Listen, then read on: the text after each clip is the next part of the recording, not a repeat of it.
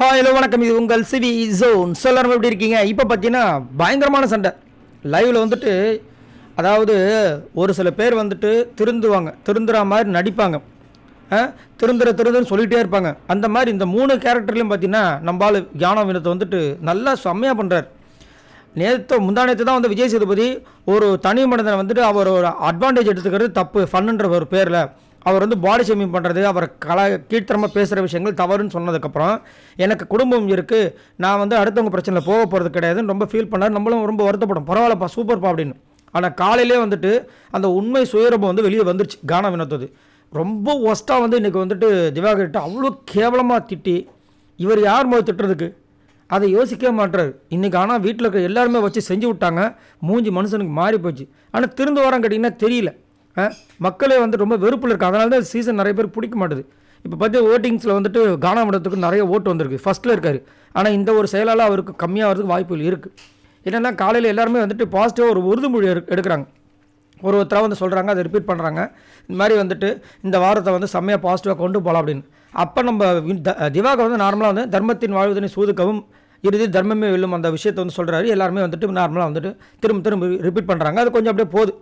உடனே அங்கே கேப்டன் இருக்கார் நம்ம பிரவீன் வந்துட்டு போதுண்ணே அப்படின்றார். அதை உடனே இங்கே கானா வினத்துக்கு பொறுக்க முடியல. இந்த ஒரு டக்குன்னு இதை ஒரு விஷயத்தை வச்சு நம்ம திவாகர் கலாய்ச்சோம். ஏன்னா நேற்று ஃபுல்லாக நம்ம கலாய்க்கவே இல்லை, கை பரபரன்னு இருக்குது. சப்போஸ் நம்ம மாட்டினா கூட அது வந்து கேப்டன் தான் சொன்னார், அதனால தான் நான் சொன்னேன்னு தப்பிச்சுக்கலாம்னு நினச்சிக்கிட்டு இவர் என்ன பண்ணிட்டாரு, இவரும் கையை காமிச்சு கலாய்க்கிறார். உடனே நம்ம திவாகருக்கு டென்ஷன் ஆகிப்போச்சு. திவாகர் சைலண்ட்டாக இருப்பார், அவர் நீங்கள் சீனிங்கன்னா காலி. அவர் செம்ம டென்ஷன் ஆகிட்டு நீ யாரையா என்னை ஸ்டாப் பண்ணுறதுன்னு சொல்ல, அப்படியே வந்துட்டு பெரிய பிரச்சனையாகி நான் ஒன்றும் சொல்ல, உங்கள் கேப்டன் தான் சொன்னார், அவர்கிட்ட போய் கேளுன்னு சொல்கிறதுக்கு.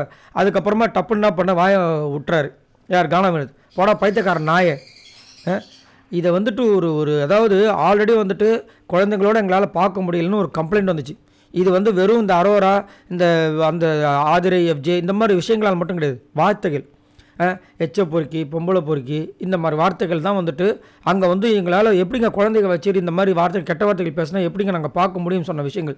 அதனால் இந்த வாரம் வந்து ஒரு உறுதிமொழி எடுக்கிறாங்க. என்னென்னா இந்த வாரத்தை வந்துட்டு கிட்ஸ் ஆல்சோ பார்க்கணும், அந்த மாதிரி நம்ம வந்துட்டு கண்ணியமாக பண்ணுவோம்னு சொல்லிட்டு பேசிட்டு நீங்கள் இந்த மாதிரி வந்து வார்த்தைகள் விடலாமான்னு சொல்லிட்டு எல்லாருமே சொல்லிட்டாங்க. அவருக்கு ஒரு மாதிரி ஆயிடுச்சு மூஞ்சி. அது நம்ம வந்துட்டு தேவையில்லாமல் வாயை விட்டோமோன்னு. தேவையில்லாமல் இப்போ மட்டும் இல்லை, ஆக்சுவலாக என்னென்னா இவர் முதலேருந்து ரொம்ப கீழ்த்தரமாக தான் திவாகரை பேசிட்டு வராரு. அதை ஒரு சில பேர் வந்து ஃபன்னாக எடுத்துகிட்டு கம்முன்னு இருந்தாங்க. அவங்களுக்கே இரிட்டேட் ஆகிற அளவுக்கு இப்போ பாருங்கள். அதுவும் குறிப்பாக பார்த்தீங்கன்னா விக்கல் சக்கரமுக்குலாம் சுத்தமாக இது பிடிக்கவே இல்லை. இது பச்சையாக தெரியுது, அவர் வந்துட்டு இவரை ட்ரிகர் பண்ணி கண்டென்ட் க்ரியேட் பண்ணுறாரு. இவரால் வந்துட்டு வெளியில் தெரியுதுக்கு ஒரு விஷயம் பண்ணுறாரு. இதை தான் வந்து திவாகர் அன்றைக்கி சொன்னார், சார் நான் என்னை வச்சு ஒரு ப்ராப்ளம் ஆகணும்னு சும்மாவே என்னை வந்து வேணும்ட்டு வெறுப்பேற்றி கலாய்ச்சிட்ருக்காரு அப்படின்னு. ஆனால் வச்சு செஞ்சாங்க. இன்றைக்கி ஃபுல்லாகவே வந்து எல்லாருமே வந்து வச்சு செஞ்சாங்க. இந்த இதுக்கப்புறமும் திருந்தலாம் வச்சுங்களேன், ரொம்ப கஷ்டம் இந்த கானா வினோத்லாம். ஏன்னா ஒரு அளவுக்கு தான் எல்லாருமே மக்கள்லாம் பொறுத்துப்பாங்க. அதுவும் ஒரு இன்னசென்ட்டாக ஒருத்தர் இப்படி தான் இருப்பார் தெரிஞ்சதுக்கப்புறமா அவரை போய் கலாய்க்கிறது வந்துட்டு எப்படி சொல்கிறதுனா, ஒரு உதாரணத்துக்கு சொல்கிறேன். இப்போ வந்து ஒரு மனநிலை பாதிக்கப்பட்ட ஒருத்தர் வந்துட்டு அவர் குழந்தையாக இருப்பார், அதை வந்து அந்த ஒரு விஷயத்தை வச்சு ஒருத்தங்க ஏளனமாக பேசினா எவ்வளோ கேவலமாக இருக்கும். அது வந்து ஒரு மிருக செயல். அதுக்கு ஈடாக இவர் பண்ணுற மாதிரி எனக்கு தோணுது. உங்களுக்கு என்ன தோணுதுன்றதை சொல்லுங்கள். பாய் நண்பர்.